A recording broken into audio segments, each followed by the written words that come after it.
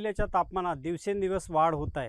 गोंदिया जिल्ह्याचे तापमान आता सध्या 40 पार आहे आणि गोंदिया जिल्ह्याच्या पाणीसाठ्याचा जर विचार केला तर गोंदिया जिल्ह्यामध्ये 4 महत्त्वपूर्ण धरण आहेत। त्यामध्ये पुजारीटोला, कालीसरार, सिरपूर आणि इटियाडू या चारही धरणाचा विचार केला तर सध्या पुजारीटोला धरणामध्ये 58% पाणीसाठा उपलब्ध आहे।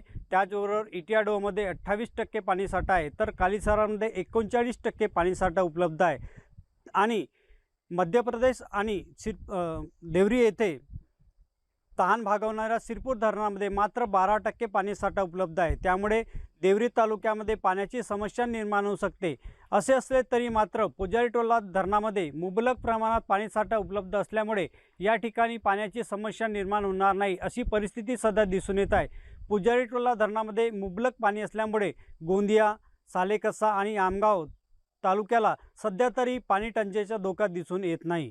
त्यामुळे असे असले तरी नागरिकांनी पाणी जपून वापरण्याचे आवाहन जिल्हा प्रशासनाद्वारे करण्यात आले आहे। राकेश रामटेके, जय महाराष्ट्र न्यूज।